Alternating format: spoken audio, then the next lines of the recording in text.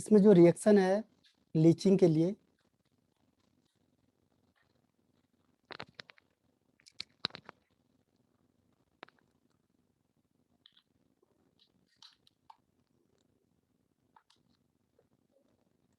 Leaching का मतलब क्या होता है? पहले लीचिंग मतलब होता है, ये फोर्थ प्रोसेस है, इसे कहते हैं केमिकल मेथड। जो फर्स्ट थ्री मेथड है वो थे फिजिकल मेथड, और ये है केमिकल मेथड। तो केमिकल मेथड में क्या होगा देखो, इसको इसकी प्रिंसिपल क्या है सबसे पहले, यानी ये कॉन्सेप्ट किस पे बेस्ड है। तो देखो आपको पहले शॉर्ट में बता देता हूँ कि जो ओर होगा वो किसी जब हम किसी सुटेबल सॉल्वेंट के साथ इसे मिक्स करेंगे तो ये इसमें सॉल्युबल हो जाएगा। लेकिन जो इम्प्योरिटी है वो इस सॉल्वेंट के साथ मिक्स नहीं होगी, इनसॉल्युबल होगी। ठीक है, तो ये आपका लीचिंग में आएगा। मतलब इसका प्रिंसिपल क्या होगा, सॉल्युबिलिटी डिफरेंस होगा। ध्यान रखना किसमें डिफरेंस होगा, सॉल्युबिलिटी में डिफरेंस होगा। ठीक है, किसके साथ, सॉल्युबिलिटी डिफरेंस कौन सी चीज में, of ore and impurity with suitable solvent। तो ये इसका प्रिंसिपल हो गया। और ध्यान रखना कि जो भी आप सॉल्वेंट लोगे वो ओर के साथ सॉल्युबल होना चाहिए और सॉल्वेंट के साथ इनसॉल्युबल होना चाहिए। ठीक है, तो इसका मेन प्रिंसिपल क्या है कि सॉल्युबिलिटी डिफरेंस होगा इसका ओर और इम्प्योरिटी का, किसके साथ, विद सुटेबल सॉल्वेंट। तो उसे कहेंगे हम लीचिंग।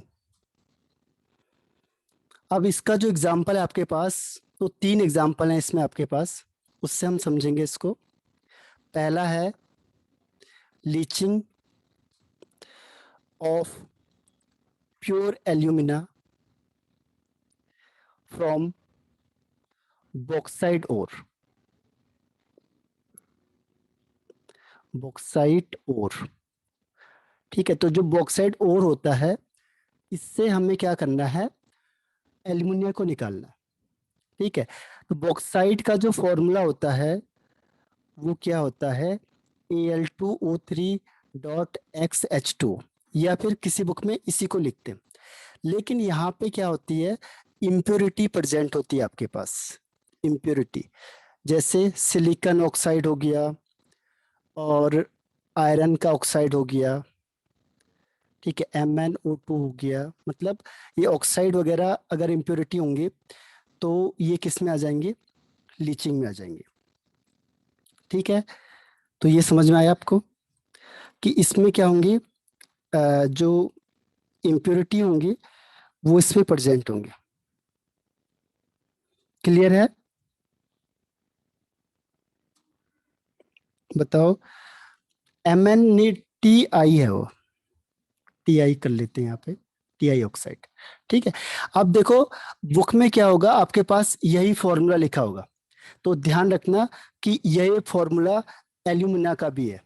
एल्यूमिना का यही फॉर्मूला है सेम, Al2O3। ठीक है, ये फॉर्मूला सेम इसका है और ये इसका है। लेकिन इसमें क्या है, इसमें ये इम्प्योरिटी प्रेजेंट होगी, इसमें ये नहीं होगा बस। तो इसमें तीन स्टेप की रिएक्शन है। तो ये समझ में आया पहले आपको, ये leaching of pure alumina from bauxite ore. ठीक है, तो हम कैसे निकालेंगे, देखो इसके तीन स्टेप हैं। स्टेप फर्स्ट, सबसे पहले हमने क्या कहा कि इसमें सुटेबल सॉल्वेंट कौन सा लेंगे। सुटेबल सॉल्वेंट, मैंने कहा था कि एक सॉल्वेंट को हमने मिक्सअप करना है। तो यहाँ पे है कंसंट्रेटेड NaOH। ठीक है, और यहाँ पे जो इम्प्योरिटी प्रेजेंट होती है, ये इम्प्योरिटी प्रेजेंट होती है आयरन ऑक्साइड की। इसको जो हम रिमूव करते हैं वो करते हैं बेयर्स मेथड से, बेयर्स मेथड से। तो हम बेयर्स मेथड को ही लाते हैं सामने, ठीक है।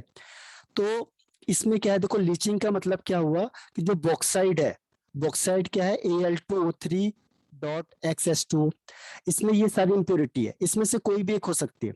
जैसे आयरन ऑक्साइड इंप्योरिटी प्रेजेंट है, तो उसमें हम सुटेबल सॉल्वेंट जो लेते हैं वो लेते हैं कंसंट्रेटेड NaOH, ठीक है। तो ये इस इंप्योरिटी को हटाएगा और इसको किस में चेंज कर देगा, एल्यूमिनियम में, मतलब Al2O3 में चेंज कर देगा, ठीक है। तो यहाँ पे क्या होगा, जो ये मेथड है इसे कहते हैं बेयर्स मेथड, ये भी इंपॉर्टेंट है, बेयर्स मेथड। तो मैं आपको बेयर्स मेथड ही बताता हूँ। देखो बेयर्स मेथड, इसमें ये मेथड हम कब यूज करते हैं, जब इम्प्योरिटी कौन सी होती है, आयरन ऑक्साइड की इम्प्योरिटी होती है, ध्यान रखना। ये मेथड तब यूज होगा जब इम्प्योरिटी होगी आयरन ऑक्साइड की, अदरवाइज ये वाला मेथड यूज नहीं होगा। अब इसकी 3 स्टेप हैं। स्टेप फर्स्ट में क्या होता है, देखो स्टेप फर्स्ट में होता है कि जो बॉक्साइड है, अब देखो फॉर्मूला में सेम लिखूंगा और मैं कह दूंगा इसे बॉक्साइड, तो इसका मतलब आप समझ जाओगे कि इसमें आप इम्प्योरिटी प्रेजेंट होगी। जैसे मैंने इसे क्या किया, सुटेबल सॉल्वेंट में मिक्सअप किया, लगभग 38 से 40%, यानी कंसंट्रेटेड NaOH के साथ, तो क्या होगा, ये इसके साथ सॉल्युबल हो जाएगा और क्या बना देगा, NaAlOH का होल 4, ठीक है। इसे कहते हैं सोडियम एल्यूमिनेट।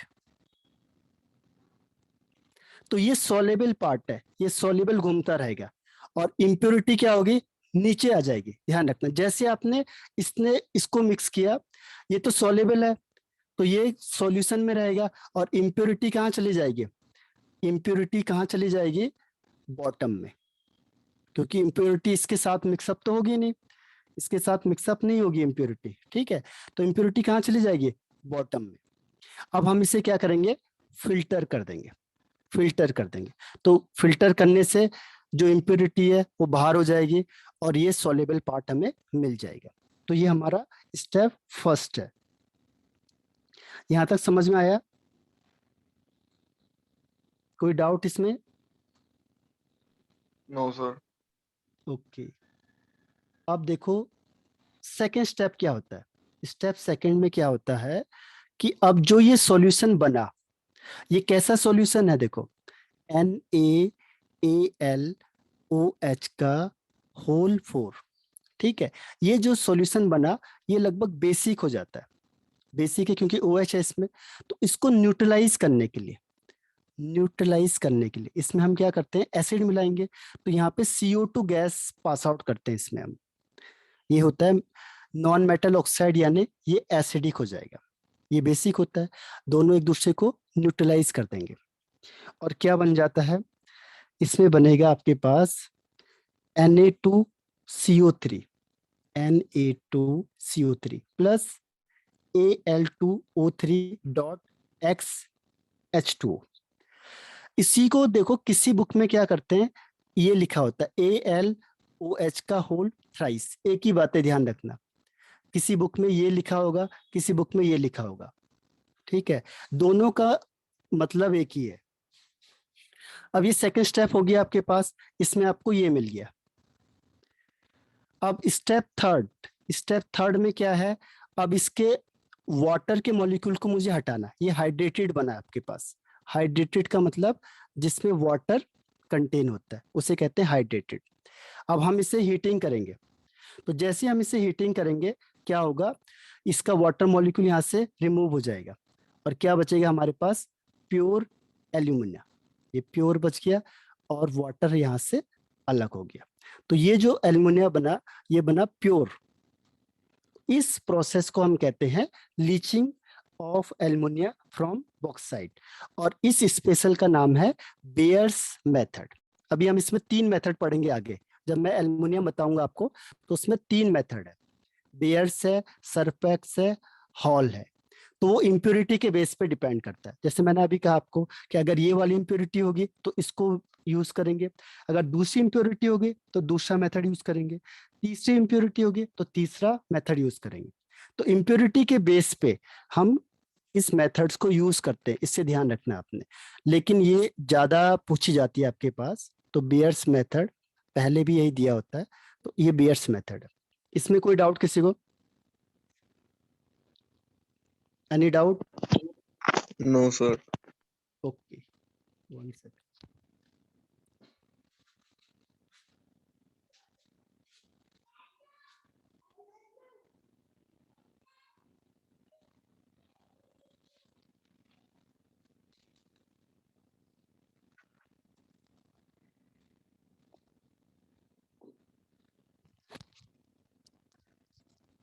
अब इसमें एक और क्वेश्चन आता है आपके पास, ये जो मैंने बताया आपको, इसके अलावा उसने इसमें ऐसा भी क्वेश्चन पूछा हुआ है बोर्ड में कि बताओ एल्युमिनियम के अलावा कौन से दो एलिमेंट होते हैं जिसको हम क्या करते हैं, लीचिंग प्रोसेस से करते हैं। ठीक है, इसमें देखो एक साइंटिस्ट था, उसका नाम था मैक अर्थर, उसने दिया था इसे मैक अर्थर साइनाइड प्रोसेस। इसका नाम है मैक अर्थर साइनाइड प्रोसेस। एक बार ये भी क्वेश्चन पूछ लिया था उसने, जो ये लीचिंग होती है वो किसकी होती है, गोल्ड की और सिल्वर की। Au मीन्स गोल्ड और Ag मीन्स सिल्वर। तो एक बार उसने ये भी क्वेश्चन भी पूछ लिया था कि उस प्रोसेस का नाम बताओ जिससे गोल्ड और सिल्वर को हम लीचिंग करते हैं। तो ये इस साइंटिस्ट के नाम से है, मैक अर्थर साइनाइड प्रोसेस। तो ध्यान रखना है, इसे याद रखना है, मैक अर्थर साइनाइड प्रोसेस क्या है, लीचिंग है। और ये लीचिंग किसे करता है, Ag और Au को, गोल्ड और सिल्वर को। तो सबसे पहले हम क्या करते हैं, सिल्वर के लिए करते हैं, दोनों की सेम रिएक्शन है, जो रिएक्शन है दोनों के लिए सेम है। ठीक है, तो अगर मैंने सिल्वर को कहा तो इसमें दो स्टेप होती है। स्टेप फर्स्ट में क्या हो गया, अगर सिल्वर है या सिल्वर सल्फाइड है, कुछ भी हो गया मतलब, अब इसमें जो हम सॉल्वेंट मिलाते हैं, सुटेबल सॉल्वेंट, वो होता है NaCN, सोडियम साइनाइड। इसीलिए हम किसे कहते हैं, साइनाइड प्रोसेस, मैक अर्थर साइनाइड प्रोसेस, क्योंकि यहाँ पे हम साइनाइड यूज करते हैं। ठीक है, तो साइनाइड की वजह से इसको कहते हैं साइनाइड प्रोसेस। इसमें हम मिलाते हैं ऑक्सीजन एंड वाटर। ठीक, तो ये प्रोसेस होती है जनरली ऑक्सीडेशन। अब इसमें एक कॉम्प्लेक्स बनता है, ध्यान रखना, इसका ये कॉम्प्लेक्स होता है Na और यहाँ Ag और Cn का होल ट्वाइस, ये बन गया आपका। ठीक है, और NaOH बाहर हो जाएगा। तो ये बन गया आपके पास रिएक्शन NaAgCN का होल ट्वाइस और NaOH। अगर सपोज करो AgS है सपोज, तो भी क्या होगा, प्रोडक्ट सेम बनता है। ये कंफ्यूज करने के लिए होता है, क्योंकि जो सिल्वर होगा, सिल्वर चाहे वो किसी भी फॉर्म में होगा, सिल्वर जनरली नेटिव फॉर्म में होता है क्योंकि लेस रिएक्टिव होता है, या फिर सल्फाइड के फॉर्म में हो जाए, तो ये इसके साथ रिएक्शन करके यही प्रोडक्ट बनाता है। प्रोडक्ट ये सेम है, AgCN का होल ट्वाइस प्लस यहाँ पे चेंज हो जाता है बस Na2S, बस बाकी यहाँ सेम रहता है। ठीक है, तो ये चीज का ध्यान रखना है कि इसमें पहले स्टेप में क्या प्रोसेस होती है कि इसमें जो सुटेबल सॉल्वेंट है वो कौन सा लिया हमने, सुटेबल सॉल्वेंट है NaCN, यानी सोडियम साइनाइड। ये यहाँ पे क्या है, सुटेबल सॉल्वेंट। हमने कहा था ना, अब सुटेबल सॉल्वेंट क्या करेगा, इसके साथ कंबाइंड हो जाएगा। ठीक है, और जो इम्प्योरिटी है वो इसके साथ कंबाइन नहीं होगी, वो बॉटम में चली जाएगी। फिर हम क्या करेंगे, यहाँ से फिल्टर कर दो, फिल्टर करेंगे तो इम्प्योरिटी बाहर हो जाएगी निकल के, और इससे क्या करेंगे, फिर हम फर्दर रिएक्शन करेंगे। तो ये पहली इक्वेशन समझ में आ गई आपको कि सिल्वर लिया हमने, उसमें Ag CN मिलाया, ऑक्सीजन और वाटर के साथ कंबाइन कराया, तो इसमें जो मेन प्रोडक्ट है वो बनता है NaAgCN का होल ट्वाइस प्लस NaOH। और चाहे AgSO या AgO, रिएक्शन सेम होती है क्योंकि जो मेन प्रोडक्ट है वो सेम बनता है। ठीक है, तो ये स्टेप फर्स्ट हो गया इसकी। तो ये समझ में आया? आगे बढ़ जाऊं? थोड़ी याद करनी पड़ेगी ये प्रोसेस आपको। ठीक है, तो ये स्टेप फर्स्ट हो गया आपके पास। अब स्टेप सेकंड में क्या होता है? पहला स्टेप हो गया ऑक्सीडेशन का। स्टेप सेकंड, अब फिल्टर किया आपने, तो फिल्टर में आपको क्या मिलेगा? NaAgCN का होल ट्वाइस, और बाकी इंप्योरिटी तो बाहर हो गई। अब मुझे इस किसको निकालना है बाहर? Ag को यहाँ से बाहर निकालना। तो मैं क्या करूंगा? हाईली रिएक्टिव मेटल से, देखो Zn क्या है यहाँ पे? हाईली रिएक्टिव मेटल है। ठीक है, और यहाँ पे इसका क्या होता है? रिडक्शन हो जाता है। हाईली रिएक्टिव मेटल से क्या करेगा? ये रिडक्शन कर देगा। तो जो जिंक होता है, ये जिंक क्या करेगा? इस Ag को यहाँ से बाहर कर देता है, यानी इस रिएक्शन को हम कह सकते हैं डिस्प्लेसमेंट रिएक्शन। डिस्प्लेस कर दिया इसने। तो ये आपने पढ़ा होगा क्लास 9-10 में, डिस्प्लेसमेंट रिएक्शन। ये इसको यहाँ से बाहर करेगा और अब बन जाता है Na2 ब्रैकेट स्टार्ट ZnCN का 4, और जो यहाँ पे Ag है ये यहाँ से इसको प्रेसिपिटेट कर देगा, बाहर कर देगा। तो हमें Ag चाहिए, तो Ag को आप निकाल लोगे फिल्टर करके, और ये आपका अलग हो जाएगा, और ये दोनों अलग हो जाएंगे। तो यहाँ से आपको क्या मिलेगा? सिल्वर मिल जाएगा। ठीक है, तो यहाँ इससे हम सिल्वर मेथड को भी क्या कर सकते हैं? सेपरेट कर सकते हैं, इससे मैक अर्थर साइनाइड प्रोसेस से। तो जैसे हमने सिल्वर का किया है, वैसे सेम क्या होता है? गोल्ड का भी होता है। सेम रिएक्शन है दोनों के लिए। पहले गोल्ड का भी बता देता हूं आपको। देखो गोल्ड के केस में क्या होगा? दोनों इसी ने दिए थे, मैक अर्थर साइनाइड प्रोसेस ने। तो गोल्ड में भी स्टेप फर्स्ट में क्या था कि जो गोल्ड है वो फ्री स्टेट में रहता है। क्यों रहता है? देखो गोल्ड के ज्वेलरी भी बनती है क्योंकि ये लीस्ट रिएक्टिव होता है, सिल्वर भी कम रिएक्टिव होता है, तो जनरली ये फ्री स्टेट में मिलते हैं। ठीक है, इसमें हमने सुटेबल सॉल्वेंट मिला दिया NaCN, ऑक्सीजन वाटर के साथ, तो ये बनता है जो प्रोडक्ट बनेगा NaAu। जहाँ पे Ag था वहां पे Au आ गया, बस बाकी कोई चेंज नहीं है। ठीक है, बाकी सब कुछ सेम है। अब क्या होगा कि आप फिल्टर करोगे फिर इसे, क्योंकि जो इसके साथ इम्प्योरिटी है वो तो इसके साथ घुलेगी नहीं ना। जो सुटेबल सॉल्वेंट है उसके साथ कौन डिजोल्व होगा? केवल गोल्ड होगा बस। बाकी सारी इम्प्योरिटी कहाँ चली जाएगी? बॉटम में चली जाएगी। तो जो इसकी इम्प्योरिटी होगी वो कहाँ चली जाएगी? बॉटम में। और जब बॉटम में जाएगी तो हम क्या करेंगे? उसे फिल्टर कर देंगे, फिल्टर करके निकाल दो इसे बाहर। ठीक है, अब जो हमारे पास ये सॉलेबल पार्ट बचा है, सॉलेबल, क्योंकि ये सॉल्युबल होगा। अब स्टेप सेकंड वही स्टेप है सेम जो मैंने उसमें बताया था। पहला था ऑक्सीडेशन, दूसरे में क्या हो जाएगा? रिडक्शन। रिडक्शन में क्वेश्चन आता है कि हम रिडक्शन किसके थ्रू करते हैं? ध्यान रखना, जिंक के थ्रू करते हैं। और इसमें क्या होगा? देखो Na और फिर ब्रैकेट AuCN का होल ट्वाइस प्लस Zn। तो जैसे आप इसे Zn से करोगे, Zn इसे डिस्प्लेस कर देगा, यानी कौन सी रिएक्शन हो जाएगी? ये हो जाएगी डिस्प्लेसमेंट रिएक्शन। Displacement reaction. और ये जो Zn है वो इसको हटाएगा, यहाँ खुद आ जाएगा और उससे बाहर निकाल देगा। Na2 फिर ब्रैकेट स्टार्ट ZnCN का होल 4, ये तो कॉम्प्लेक्स बन गया, और गोल्ड को इसने प्रेसिपिटेट कर दिया। अब इसे बाहर निकाल दो फिल्टर करके, और ये यहीं बच जाएगा। तो इस तरीके से हमें गोल्ड और सिल्वर दोनों के दोनों सेपरेट कर सकते हैं लीचिंग प्रोसेस से। तो लीचिंग का तो पहला स्टेप है ये वाला। ठीक है, इसके बाद रिडक्शन है, सेकेंड स्टेप रिडक्शन। तो पहला स्टेप है लीचिंग वाला।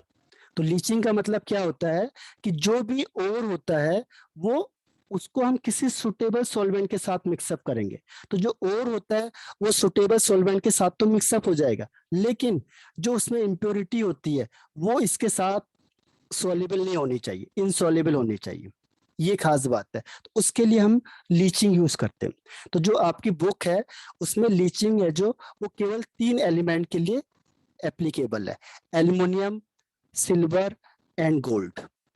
ठीक है, तो इसमें भी कई बार क्वेश्चन पूछे हुए हैं, इसीलिए मैं रिपीट कर रहा हूँ इससे बार बार कि एल्युमिनियम, सिल्वर और गोल्ड, 3 के लिए ये प्रोसेस किया गया। क्योंकि आसान क्वेश्चन आएगा, बहुत हार्ड क्वेश्चन पेपर नहीं आने का आपकी बार, तो उसमें ऐसे ऐसे क्वेश्चन पूछ सकते हैं आपसे। इसमें कोई डाउट है बताओ? दोनों की प्रोसेस सेम है, गोल्ड की भी और सिल्वर की भी। और ये काफी इंपॉर्टेंट है, मैक अर्थर साइनाइड प्रोसेस, याद रखना इसका नाम भी। कोई डाउट इसमें? Any doubt?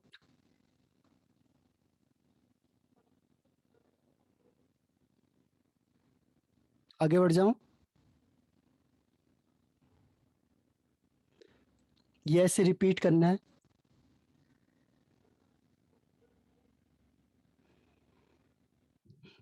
बताओ, नो रिप्लाई।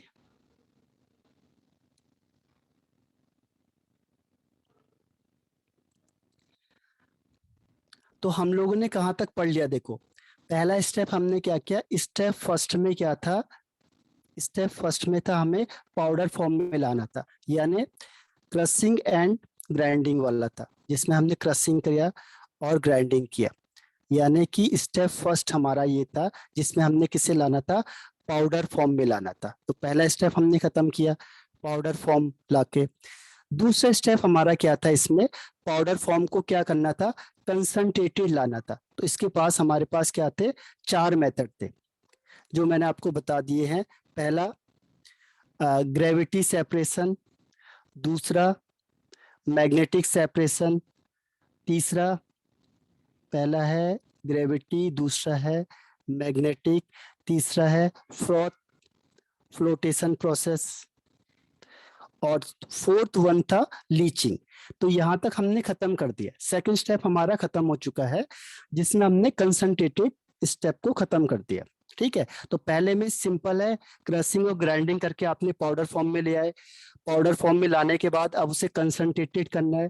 कंसंट्रेटेड मतलब जो इम्प्योरिटी थी वो हमने रिमूव कर दी। अब इसका थर्ड स्टेप में आते हैं हम, अगर आपको यहां तक हो गया होगा।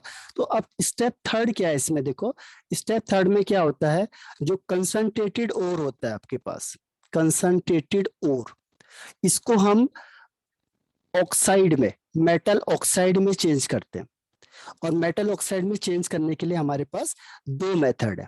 पहला मेथड है कैल्सिनेशन और सेकंड मेथड होता है रोस्टिंग। ठीक है, कैल्सिनेशन एंड रोस्टिंग। तो अब हम पढ़ते हैं इसे, कैल्सिनेशन को और रोस्टिंग को। ये आपने वैसे पहले भी पढ़ा हुआ है, क्लास 9th या 10th में भी है, दोनों जगह है ये।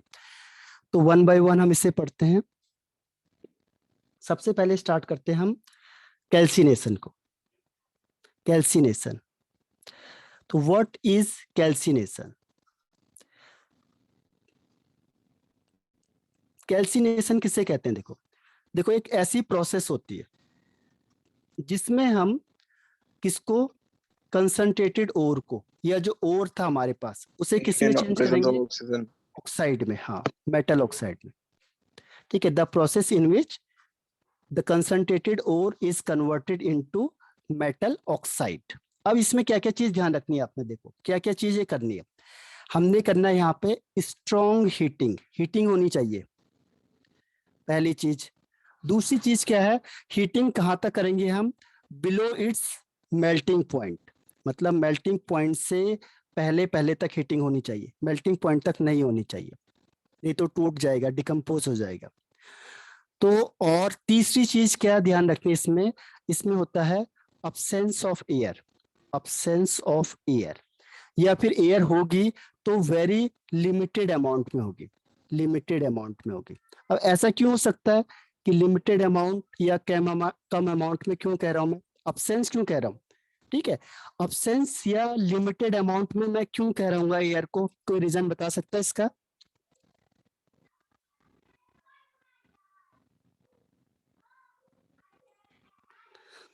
इसका रीजन क्या होता है, देखो जिस टाइप के जो ओर होते हैं जिसको हम कैल्सिनेशन में यूज करते हैं उसकी क्या खास बात है, देखो इससे इसका आंसर आ जाएगा। देखो पहला जो होता है हाइड्रोक्साइड वाले, जो भी हाइड्रोक्साइड वाला होगा वो कैल्सिनेशन के थ्रू हम उसे चेंज करेंगे। दूसरा कार्बोनेटेड, आपके बुक में कार्बोनेट को ही लिखा होता है, बस आप अगर बुक में देखोगे तो आपके बुक में कार्बोनेट को ही हाईलाइट करते हैं, तो कार्बोनेट को प्रेफरेंस देते हैं। लेकिन उसके अलावा हाइड्रोक्साइड होता है और हाइड्रेटेड ऑक्साइड होता है, हाइड्रेटेड ऑक्साइड होता है। अब इन तीनों में देखो एक चीज कॉमन है, क्या चीज दिख रही है आपको, देखो हाइड्रोक्साइड मतलब OH होता है, तो ऑक्सीजन प्रेजेंट है तो हमें ऑक्सीजन की क्या जरूरत है, कार्बोनेट का मतलब CO3, ऑक्सीजन प्रेजेंट है तो हमें ऑक्सीजन की क्या जरूरत है, बाहर से जबरदस्ती देने की। हाइड्रेटेड ऑक्साइड है, ऑक्साइड का मतलब भी ऑक्सीजन होता है, जब ऑक्सीजन इसमें पहले से ही प्रेजेंट है तो हम जबरदस्ती अपनी ऑक्सीजन क्यों खर्च करेंगे, ठीक है, एक्सेस ऑक्सीजन को क्यों लाए हम वहां पे।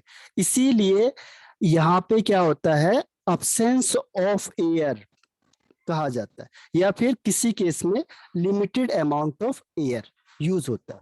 तो इस प्रोसेस को हम कहते हैं कैल्सिनेशन।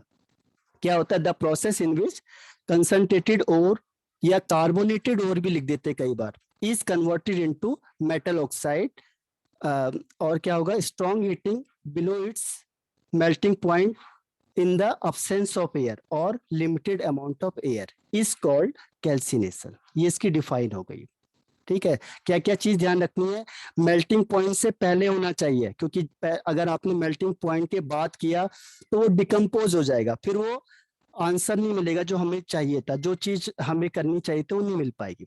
इसीलिए उसके मेल्टिंग पॉइंट से पहले ही हीटिंग करनी है, उसके बाद मत करना या उस तक मत करना, ठीक है। तो बिलो मेल्टिंग पॉइंट होना चाहिए, स्ट्रॉन्ग हीटिंग होनी चाहिए, मेटल ऑक्साइड किस में चेंज हो जाएगा, और किस में चेंज हो जाएगा, मेटल ऑक्साइड में चेंज हो जाएगा, और अब्सेंस या लिमिटेड अमाउंट ऑफ एयर इसमें होता है।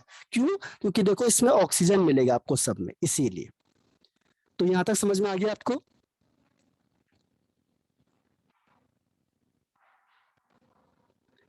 क्लियर है, आगे बढ़ जाऊं। Yes, sir. इसके yes example, sir. Okay example में देखो, जैसे मैंने कहा कार्बोनेट, तो कार्बोनेट आप करोगे PbCO3, अब उसमें ऑक्सीजन पहले से ही प्रेजेंट है, आपने हीटिंग करी तो PbO यानी लेड ऑक्साइड में चेंज हो जाएगा, CO2 गैस निकलेगी। दूसरा एग्जाम्पल है जिंक कार्बोनेट, जो भी कार्बोनेट होगा, कार्बोनेट इसमें आएगा, इससे हीटिंग करोगे तो क्या होगा, ZnO होगा, जिंक ऑक्साइड और CO2 गैस निकल जाएगी, ये तो कार्बोनेट हो गया। अगर मैंने कहा हाइड्रेटेड या ऑक्साइड वाला, जैसे Al2O3.XH2O, आपने हीटिंग करी तो यहाँ पे क्या होगा, Al2O3, जो अभी हमने रिएक्शन लिखी थी, ये कैल्सिनेशन वाली हो गई है। और इसके अलावा Fe2O3.3H2O, तो जैसे ये हाइड्रेटेड है मतलब इसमें वाटर अटैच है, हीटिंग करेंगे तो क्या हो जाएगा, Fe2O3 प्लस 3H2O, ठीक है। तो ये हो गया ऑक्साइड, हाइड्रेटेड ऑक्साइड। तो ये हाइड्रेटेड ऑक्साइड हो चाहे कार्बोनेट हो, उसको हम इसमें यूज करते हैं, लेकिन आपकी बुक में ये दोनों एग्जाम्पल मेंशन किए होंगे, इसको नहीं किया जाता है ज्यादातर, ठीक है, लेकिन ये भी इसमें इंक्लूड है। तो ये समझ में आ गया आपको, कार्बोनेट का मतलब क्या हुआ कि हमने इसको हीटिंग करनी है बिलो इट्स मेल्टिंग पॉइंट, और ये जो कार्बोनेट है या हाइड्रेटेड है या ऑक्साइड है, ये चेंज हो जाएगा उसके ऑक्साइड में, ठीक है। और अब्सेंस ऑफ एयर, इसमें ऑक्सीजन की जरूरत नहीं है, क्यों नहीं है, क्योंकि देखो ऑलरेडी ऑक्सीजन प्रेजेंट है इसमें, जब ऑक्सीजन प्रेजेंट है तो इसीलिए हमें ऑक्सीजन देने की जरूरत नहीं है। तो ये आपको हो गया एग्जाम्पल किसका, कैल्सिनेशन का। तो कैल्सिनेशन फिनिश हो गया ये, बताओ एनी डाउट, आगे बढ़ जाऊं।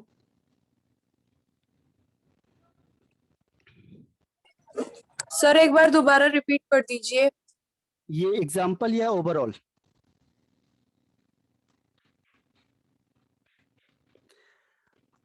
देखो कैल्सिनेशन का मतलब क्या होता है, कैल्सिनेशन का नहीं मतलब सर, होता है, ओनली एग्जाम्पल। एग्जाम्पल ना, तो कैल्सिनेशन में क्या होता है, जैसे मैंने कहा जिंक ऑक्साइड है, सॉरी कार्बोनेट है, तो जो भी कार्बोनेट वाला होगा, जैसे आपने देखा कार्बोनेट, तो इससे CO2 गैस निकालनी, ये अंडरस्टूड है। कोई भी आप ले आओ, जैसे मैंने लिखा XCO3, तो जैसे आप कार्बोनेट देखोगे कोई भी हो जाए, इससे CO2 गैस निकलती है, ये कॉमन रिएक्शन है, इसको याद रखना आपने। ये क्या होगा, XO बन जाएगा, जो भी एक कंपाउंड बनेगा, और CO2 गैस यहाँ से रिलीज होगी, ये फिक्स है, चाहे कोई भी कार्बोनेट होगा, कार्बोनेट से CO2 गैस निकलती है, ये फिक्स है। अब जिंक की ऑक्सीडेशन स्टेट +2 होती है, ऑक्सीजन की -2 होती है, इसीलिए ZnO हो जाता है, और इससे CO2 गैस रिलीज हो जाएगी। ये फिक्स है रिएक्शन, कोई भी कार्बोनेट हो XYZ।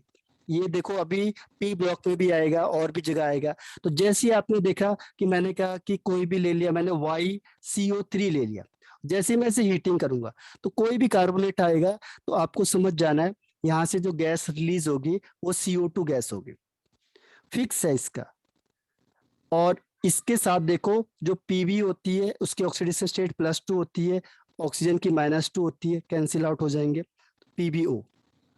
ये डिपेंड करता है, सपोज करो कोई दूसरा एलिमेंट यहाँ पे आ गया जिसकी ऑक्सीडेशन स्टेट +3 है, ऑक्सीजन की -2 है, तब हर बार हम ये नहीं लिखेंगे, हम क्या करते हैं क्रॉस मल्टीपल करेंगे इससे, तो ये हो जाएगा X2O3, जैसे आयरन के केस में होता है। ठीक है, आपको लग रहा होगा हर बार मैं यही लिखूंगा तो यही आंसर होगा, लेकिन ऐसा नहीं होता है। जैसे आयरन है, आयरन की ऑक्सीडेशन स्टेट कहीं पे +3 होती है, इसकी 2 होती है, क्रॉस मल्टीपल करते हैं तो ये बन जाता है Fe2O3। ठीक है, तो ये कंपाउंड है जो वो ऑक्सीडेशन स्टेट के बेस पे होता है। तो ये किसका था, कार्बोनेट का था। ऐसी दूसरा क्या है, हाइड्रेटेड है। हाइड्रेटेड का मतलब जिसमें वाटर मॉलिक्यूल अटैच होगा उसे कहते हैं हाइड्रेटेड। तो जैसे आप इसे हीटिंग करोगे, आपको पता है वाटर क्या होगा, रिमूव हो जाएगा हीटिंग करने से। जब भी आप किसी चीज को हीट करोगे तो वाटर निकल जाता है, तो वाटर का मॉलिक्यूल यहाँ से रिमूव हो जाएगा। ठीक है, ऐसे ही Fe2 कुछ भी ले लो XYZ, ये तो मैंने आपको एक दो एग्जांपल बता रहा हूँ, लेकिन कोई भी हाइड्रेटेड कोई भी कार्बोनेटेड होगा वो इसी मेथड से सॉल्व होगा। अब यहाँ पे जो ये वाटर मॉलिक्यूल अटैच था ये यहाँ से रिमूव हो जाएगा, हीटिंग करने तो क्या होता है वाटर हट जाता है। ठीक है, यहाँ 3 लिख लेना, 3H2O। तो इस तरीके से इसके दो एग्जाम्पल है। ठीक, एक है हाइड्रेटेड, एक कार्बोनेटेड या ऑक्साइड। अगर इस तरीके का आपको और दिखा तो उसके लिए हम कैल्सिनेशन को यूज करेंगे 100%। ठीक है, क्लियर है? Yes sir. अब देखो इसके आगे का स्टेप क्या होता है, आगे के स्टेप में हम लोग देखेंगे कि रोस्टिंग। रोस्टिंग और कैल्सिनेशन में केवल एक डिफरेंस है मेन, वो कोई बता सकता है क्या है? एक डिफरेंस है इसमें बस मेन, बाकी सब कुछ सेम है। supply of air. हाँ, सुमित सही बता रहा है। देखो जो रोस्टिंग है इसमें क्या होता है कि द प्रोसेस, देखो सब कुछ सेम होगा, द प्रोसेस इन विच जो भी ओर होगा, ओर इज कन्वर्टेड इनटू ऑक्साइड, कोई भी मेटल ऑक्साइड या ऑक्साइड के फॉर्म में लिख लो उसे, जरूरी नहीं है मेटल होगा।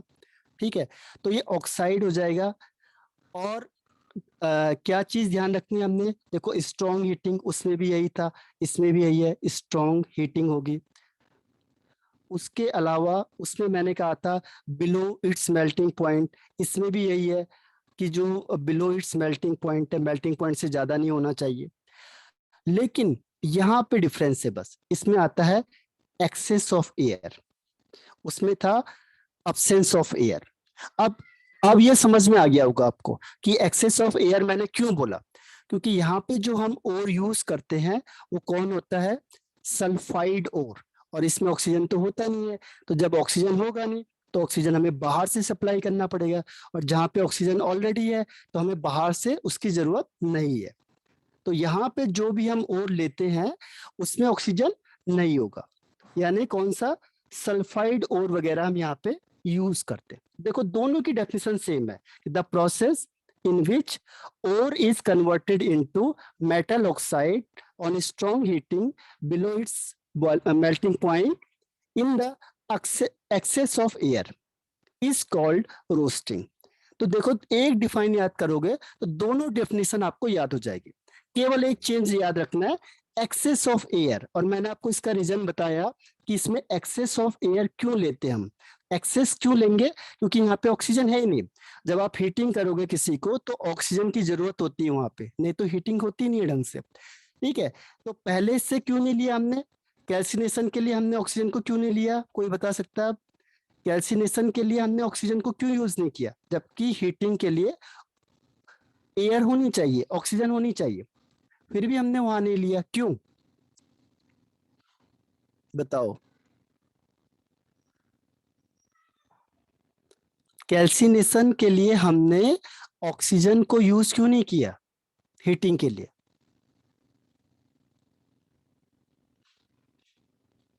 No answer. क्योंकि जो कैल्सिनेशन होता है उसमें जो हम और यूज करते हैं उसमें क्या होता है, ऑलरेडी ऑक्सीजन प्रेजेंट होता है, इसीलिए हमें बाहर से ऑक्सीजन की जरूरत नहीं पड़ती। ठीक है, ऑलरेडी ऑक्सीजन प्रेजेंट है उसमें। यहाँ पे ऑक्सीजन है ही नहीं, देखो सल्फाइड का मतलब एस, इसमें ऑक्सीजन है ही नहीं, तो हमें बाहर से ऑक्सीजन देना पड़ेगा। इसीलिए रोस्टिंग में हमें ऑक्सीजन यानी एयर की रिक्वायरमेंट होती है, लेकिन किसमें जरूरत नहीं होती? कैल्सिनेशन में जरूरत नहीं होती है। लॉजिक समझ में आ गया आप लोगों को? तो रिज्वाइन करना है सेम आईडी पे, क्योंकि ये टाइम खत्म हो गया। रिज्वाइन करो इसे।